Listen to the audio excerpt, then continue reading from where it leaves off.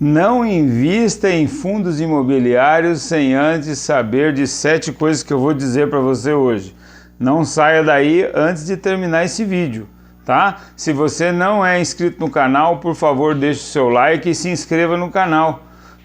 É muito importante isso para você não perder nenhum conteúdo do canal, não descobrir os segredos dos fundos imobiliários e dos investimentos, a minha opinião, pelo menos, né, no mínimo, e não perder nenhum conteúdo desses que a gente posta aqui, tá? E sem contar que você precisa deixar o seu like e se inscrever no canal para que o YouTube saiba que esse é um conteúdo relevante, tá bom? Então, antes de mais nada, vamos fazer essa sua inscrição, tá? E vamos embora pro vídeo. Vamos saber sobre essas 7 coisas antes de você investir em fundos imobiliários que são importantes. Em primeiro lugar, qual é o perfil que você apresenta de investidor? Antes de mais nada, antes de qualquer tipo de reflexão que você tem que entender, que você tem que saber qual é o seu perfil de investidor. O fundo de imobiliário ou fundo de desenvolvimento,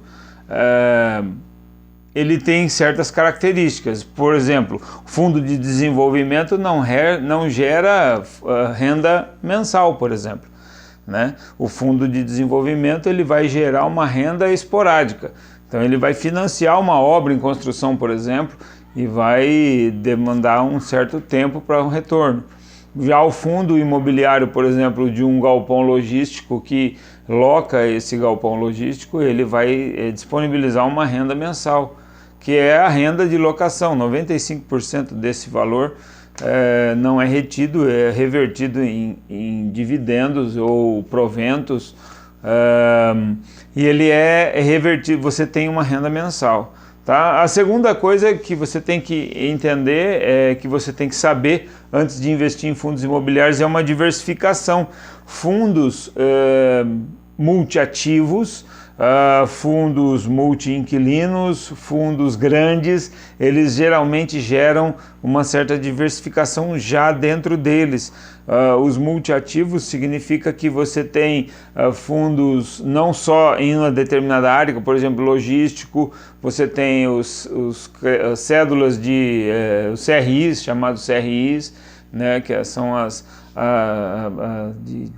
são os papéis, né, que são os recebíveis, cédulas de recebíveis imobiliários. Tem também os de shopping center, tem os de desenvolvimento. Então você tem já uma diversificação. E os multi-inquilinos são fundos que têm uma variedade de inquilinos, não é apenas um inquilino que está envolvido no processo e já te gera uma diversificação. Imprescindível isso.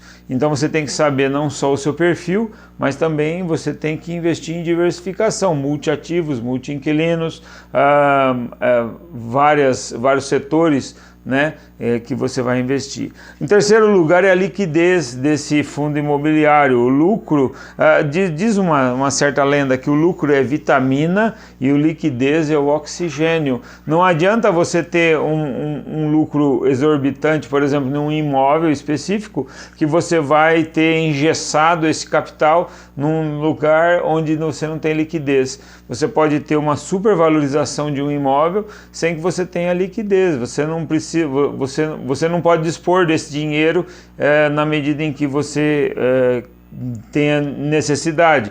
Então, um terreno num valor extremamente engessado pode te prejudicar. Então você tem que procurar fundos mais negociados. Os fundos mais negociados na bolsa, que apresentam um maior número de negociações, são os de maior liquidez. Então é fundamental você ter fundos de grandes negociações ou no maior número de negociações dentro da bolsa. Então, você também, a diversificação não deve ser só em determinados fundos, mas também nos segmentos. Por exemplo, o fundo de fundos são os fundos que investem em vários fundos imobiliários, certo? Os fundos logísticos são aqueles que investem em galpões logísticos, então que vão dar suporte a grandes redes varejistas e tal. Os fundos de lajes corporativas são outros fundos que vão te dar uma maior outra área de diversificação. E os de shopping center. Então, a diluição dos riscos faz com que você multiplique não só você multiplique as suas oportunidades e você diminua os seus riscos. Então, você dilui riscos, multiplica oportunidades, certo? E além disso, a diversificação também nos CRIs, que são as cédulas de recebíveis imobiliários, tá? Então essa diversificação é importante. E também um quinto ponto aqui é que o preço é importante. O preço importa. O melhor fundo do mercado não pode ser caro. Então funciona assim, um fundo ele pode ser o mais importante, o melhor fundo do mercado. Se ele estiver caro, ele não deve ser adquirido. Comprar um bom fundo por um preço justo vale a pena. Se você comprar por um preço muito caro, você não está fazendo um bom negócio. Então o caro, bom, vale pagar o preço de tabela, então eu diria. Certo?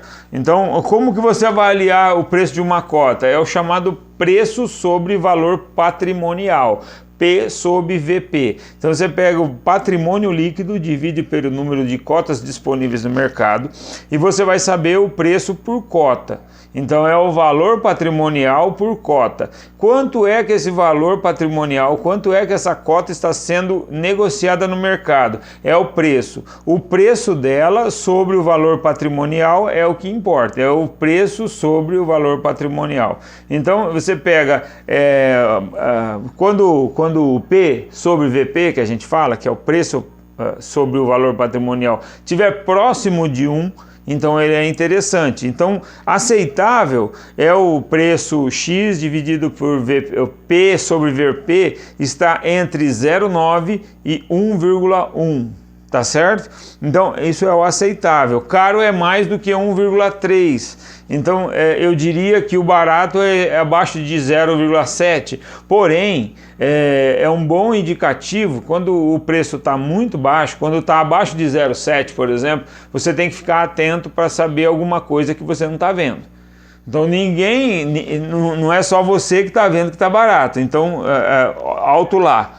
Tá? Então, próximo de 1 vale a pena. Então, em torno de 0,8, 0,9, 0,95, tá bacana. Agora, abaixo disso é atenção. Vá avaliar melhor o fundo para você não comprar gato por lebre, beleza?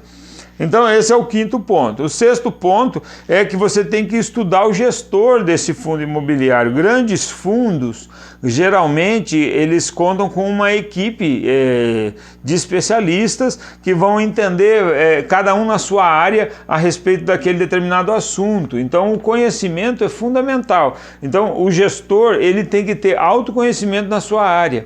Não basta ser um único gestor, ele tem que ter conhecimento, tem que ser uma equipe para que ele possa apresentar bons resultados. Quanto mais profissional for, melhor. Certo? Em sétimo ponto, o sétimo lugar aqui, não mais importante, é analisar se o fundo apresenta novas emissões de cotas. Porque todo fundo imobiliário, para crescer, tem que apresentar novas emissões de cotas. Porque assim ele aumenta o seu patrimônio líquido e ele vai poder adquirir novos ativos no mercado de capitais, no mercado imobiliário.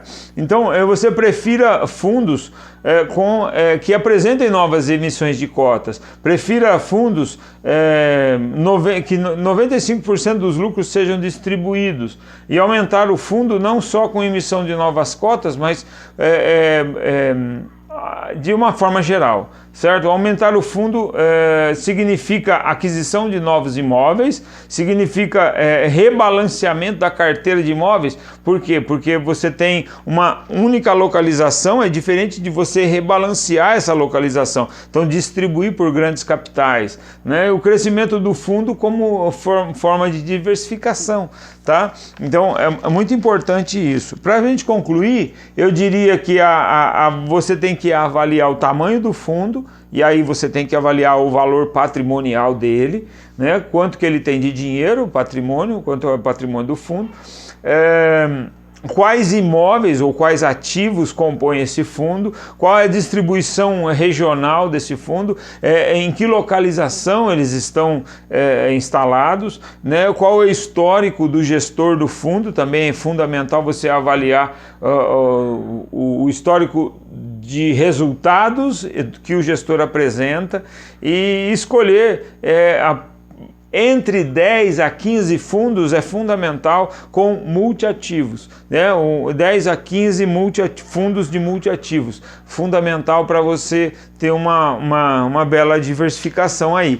Então eu diria que esses 7 pontos são assim de fundamental importância para que a gente tenha uma boa escolha dos nossos fundos imobiliários. Então, se você não é inscrito no canal, se inscreva, deixa aqui o seu comentário, a sua sugestão, seja qual for a sua sugestão, crítica ou questionamento. Se você tem uma pergunta para mim, deixa nos comentários que eu prometo te responder, tá? E eu queria te agradecer, você que ficou até aqui, fique aí, deixe o seu like e até o próximo vídeo. Obrigado, tchau!